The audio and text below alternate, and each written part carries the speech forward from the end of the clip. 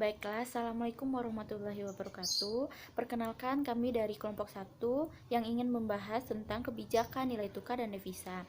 Yang beranggotakan saya sendiri, Ciki Kilomentari NIM 003, dan teman saya Roman Juli NIM 005, dan Septi NIM 009. Baiklah, dimulai saja ya. Yang pertama itu nilai tukar. Mungkin kalian tak asing lagi dengan namanya nilai tukar. Ya, biasanya itu sering disebut dengan kurs yang mempunyai peran penting dalam rangka tercapainya stabilitas moneter dan dalam dukung kegiatan ekonomi. Nilai tukar yang stabil diperlukan untuk terciptanya iklim yang kondusif bagi peningkatan kegiatan dunia usaha. Secara garis besar, sejak tahun 1970, Indonesia telah menerapkan 3 sistem nilai tukar. Yang pertama itu sistem nilai tukar tetap mulai tahun 1970 sampai 1978. Yang kedua itu sistem nilai tukar mengambang terkendali sejak tahun 1978. Dan yang terakhir itu ada sistem nilai tukar mengambang bebas atau free floating exchange rate system sejak tanggal 14 Agustus 1997. Dengan diberlakunya sistem yang terakhir ini, nilai tukar rupiah sepenuhnya ditentukan oleh pasar, sehingga kurs yang diberlakukan benar-benar mencerminkan keseimbangan antara kekuatan penawaran dan permintaan. Untuk menjaga stabilitas nilai tukar, Bank Indonesia pada waktu-waktu tertentu melakukan sterilisasi di pasar valuta asing, khususnya pada saat terjadi gejolak kurs yang berlebihan. Kurs itu memang menjadi salah satu momok yang mencuri perhatian, apalagi bagi orang-orang yang sering berpergian ke luar negeri atau orang-orang yang membutuhkan mata uang asing. Kurs atau nilai tukar itu sering didefinisikan sebagai sebuah perjanjian terkait dengan nilai tukar mata uang terhadap pembayaran saat ini atau di kemudian hari. Secara sederhana, nilai tukar itu sebagai nilai mata uang dari suatu negara dibanding dengan mata uang negara lain. Misalnya itu jika pada bulan April 2019 nilai tukar terhadap dolar Amerika adalah 14.000 per US dollar. Hal ini menandakan bahwa 14.000 itu senilai dengan 1 US dollar. Atas dasar definisi tersebut, kurs kerap digunakan sebagai tolak ukur kekuatan ekonomi suatu negara dibanding negara lain. Terus pada bulan April 2019 itu nilai kurs rupiah terhadap dolar Amerika 14.000 US dollar, yang mana dapat diartikan bahwa mendapatkan uang senilai 1 US dollar dibutuhkan uang 14.000 untuk membelinya. Hal ini menandakan bahwa semakin besar nilai tukar suatu negara dibanding negara lain, maka semakin lemah kekuatan ekonomi tersebut dibanding dengan negara lain. Selanjutnya itu ada tipe-tipe kurs atau nilai tukar. Yang pertama ada free floating rate atau kurs mengambang bebas, memiliki prinsip di mana nilai kurs dilepaskan ke pasar dan tidak ada nilai konstan yang ditetapkan di suatu negara mengenai nilai kurs yang berlaku. Nilai kurs dapat naik atau turun sesuai keadaan pasar valuta asing, artinya nilai kurs yang ditetapkan tidak memiliki campur tangan dari pemerintah. Yang kedua ada managed floating exchange rate atau kurs mengambang terkendali, sama definisinya dengan free floating rate, tetapi managed floating exchange rate itu melepaskan nilai kurs secara bebas ke pasar valuta asing. Bedanya, dalam manage floating exchange rate, pemerintah masih bisa mengambil kebijakan dalam penentuan nilai kurs. Dan yang terakhir itu ada fixed exchange rate atau kurs tetap, memiliki perbedaan antara kedua tadi. Jika free floating rate dan managed floating rate itu menerapkan prinsip melepaskan nilai kurs ke pasar. Dalam fixed exchange rate, nilai kurs sudah ditetapkan oleh pemegang otoritas moneter tertinggi di suatu negara, yaitu Bank Sentral. Bank Sentral sudah menerapkan rentang nilai kurs bagi suatu negara dengan rentang yang sangat sempit. Selanjutnya ada beberapa hal-hal yang mempengaruhi tinggi rendahnya nilai tukar. Yang pertama, inflasi. Jika inflasi suatu negara mengalami kenaikan, maka yang terjadi adalah daya beli uang menurun, sehingga mata uang terdepresiasi secara internal. Akibatnya, mata uang asing akan terapresiasi. Jika kedua negara mengalami inflasi, maka uang negara dengan inflasi yang lebih tinggi akan mengalami depresiasi terhadap negara yang memiliki inflasi rendah. Yang kedua, kebijakan moneter dan kebijakan fiskal.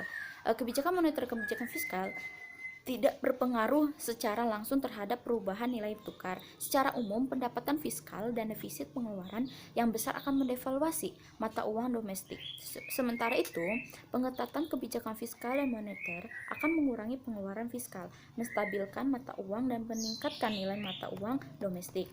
Yang ketiga itu neraca pembayaran. Defisit neraca pembayaran atau defisit perdagangan internasional yang besar akan menyebabkan mata uang terdepresiasi sehingga nilai tukar menjadi naik. Yang keempat, tingkat suku bunga. Saat tingkat suku bunga domestik lebih tinggi daripada tingkat suku bunga asing, maka akan terjadi aliran modal masuk. Saat hal itu terjadi, permintaan mata uang domestik akan meningkat sehingga mata uang domestik akan terapresiasi dan mata uang asing akan mengalami depresiasi. Selanjutnya ada intervensi pemerintah. Saat pasar valuta asing mengalami fluktuasi, maka pemerintah perlu melakukan kebijakan untuk menyesuaikan nilai tukar. Contohnya itu, pemerintah dapat menggunakan otoritas moneter untuk membeli atau menjual mata uang lokal dan mata uang asing dalam jumlah besar di pasar. Selanjutnya akan dijelaskan kepada teman saya, Roman Juri. Warahmatullahi wabarakatuh. Melanjutkan pembahasan dari Ciki. Di sini saya akan menjelaskan mengenai devisa. Yang pertama yaitu pengertian devisa. Devisa adalah sejumlah valuta asing yang berguna untuk membiayai seluruh transaksi perdagangan internasional atau perdagangan antar negara. Selain itu, devisa juga bisa diartikan sebagai kekayaan dalam bentuk mata uang asing yang dimiliki oleh suatu negara. Devisa sendiri terdiri atas valuta asing, yaitu mata uang yang diakui dan diterima oleh semua negara di dunia, dan surat berharga yang berlaku dalam pembayaran internasional. Selanjutnya yaitu fungsi devisa dan tujuan devisa. Di sini fungsi devisa ada 3, yaitu yang pertama sebagai alat pembayaran cicilan utang luar negeri khususnya bunganya, dan yang kedua menjadi alat pembayaran barang-barang dan jasa impor, dan yang terakhir yaitu sebagai sumber pendapatan negara dalam membiayai pembangunan nasional. Selanjutnya yaitu tujuan devisa. Yang pertama yaitu memberikan bantuan berupa sumbangan ke negara-negara yang lain yang sedang mengalami musibah, dan yang kedua yaitu membiayai para mahasiswa untuk belajar di luar negeri, dan yang terakhir yaitu membiayai pengiriman tim lomba misalnya dalam bidang kesenian maupun olahraga. Demikian dari saya. Selanjutnya akan dilanjutkan oleh Septi. Kepada Septi saya persilakan. Uang yang berasal dari negaranya itu ditukarkan ke mata uang negara yang dikunjunginya. Nah, hal ini akan menjadi aliran devisa. Jadi semakin banyak turis luar yang masuk ke dalam suatu negara, maka akan semakin bertambah pula devisa negara tersebut. Yang ketiga yaitu pinjaman atau bantuan luar negeri. Nah, ini tentu kita tahu ya, pinjaman luar negeri ini akan menjadi salah satu sumber dari pemasukan devisa bagi suatu negara, dan kebanyakan negara yang menerima pinjaman ini merupakan negara berkembang. Mengapa demikian?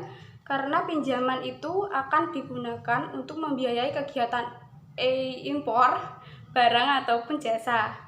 Jadi meskipun nantinya pinjaman ini harus dikembalikan, namun waktu pada saat menerima itu devisa negara tersebut akan bertambah. Yang terakhir yaitu keempat, warga negara yang bekerja di luar negeri. Telah sering kita dengar ya bahwa TKI dan TKW itu merupakan pahlawan devisa. Nah, bahkan mereka berperan besar terhadap pemasukan devisa bagi suatu negara. Jadi upah mereka itu berbentuk dalam mata uang asing, dan agar dapat digunakan di dalam negeri tentu mereka akan harus menukarkan mata uang tersebut ke mata uang negaranya. Dan mengapa disebut berperan besar tadi? Itu karena seperti ya pada umumnya TKI ataupun TKW mengirimkan uang kepada keluarganya yang di dalam negeri. Nah, uang yang mereka kirimkan itu melalui transfer dan harus ditukarkan dulu karena awalnya mata uang berasal dari negara lain dan masuk ke dalam negeri harus ditukarkan ke dalam mata uang yang di dalam negeri, dan ini menjadi aliran devisa yang sangat besar. Selanjutnya yaitu mengenai sistem devisa. Nah, di sini sistem devisa ini terbagi menjadi 4, yaitu sistem standar emas, sistem kurs mengambang, sistem kurs tambatan, dan yang terakhir yaitu sistem pengawasan devisa. Yang pertama yaitu sistem standar emas. Sistem standar emas di sini terdapat beberapa asumsi, yaitu sistem mata uang negara tersebut dinyatakan dalam emas, yang ke dalam negeri harus ditukarkan ke dalam mata uang yang di dalam negeri, dan ini menjadi aliran devisa yang sangat besar. Selanjutnya yaitu mengenai sistem devisa. Nah, di sini sistem devisa ini terbagi menjadi 4, yaitu sistem standar emas, sistem kurs mengambang, sistem kurs tambatan, dan yang terakhir yaitu sistem pengawasan devisa. Yang pertama yaitu sistem standar emas. Sistem standar emas di sini terdapat beberapa asumsi, yaitu sistem mata uang negara tersebut dinyatakan dalam emas. Yang kedua yaitu jumlah emas yang keluar masuk negara tersebut bebas dan tidak terbatas. Yang terakhir yaitu badan moneter yang ada di negara tersebut bersedia untuk membeli dan menjual emas berdasarkan perbandingan nilai yang sudah ditentukan. Yang kedua yaitu sistem kurs mengambang. Nah, pada sistem kurs mengambang, nilai tukar mata uang atau kurs valuta asing ditentukan langsung oleh pemerintah dan penawaran pada bursa valuta asing. Dan sistem ini sendiri dibagi menjadi 2 macam, yaitu sistem kurs mengambang murni dan sistem kurs mengambang tidak murni. Yang pertama yaitu sistem kurs mengambang murni. Pada sistem ini sama sekali tidak ada campur tangan dari pemerintah dalam penentuan nilai tukar di pasar uang. Kalau sistem kurs mengambang tidak murni, itu terdapat campur tangan pemerintah dalam permintaan dan penawaran mata uangnya sehingga mempengaruhi nilai tukar di pasar uang. Dan untuk yang ketiga yaitu sistem kurs tambatan. Dalam sistem kurs tambatan ini penentuan nilai tukar dilakukan dengan mengaitkan nilai mata uang suatu negara dengan mata uang negara lain atau sejumlah uang negara tertentu. Ada beberapa negara di Afrika yang melakukan sistem kurs tambatan ini. Negara tersebut mengaitkan mata uangnya dengan mata uang Prancis. Beberapa negara lainnya mengaitkan dengan mata uang dolar Amerika. Dan sistem yang terakhir yaitu sistem pengawasan devisa. Dalam sistem ini, pemerintah mengatur dan memonopoli seluruh transaksi mata uang asing di negara tersebut dengan tujuan yaitu salah satu pencegahan adanya modal yang mengalir ke luar negeri dan melindungi pengaruh buruk perekonomian negara lain. Sekian presentasi dari kelompok kami, terima kasih. Sekian dari presentasi dari kelompok kami, lebih dan kurang kami mohon maaf. Mungkin dari teman-teman yang ingin menambahkan materi, sekiranya ada yang belum paham atau ada info tentang mengenai materi kami, dan ada teman-teman juga yang ingin bertanya atau yang kurang jelas tentang materi kami, waktu dan tempat kami persilahkan.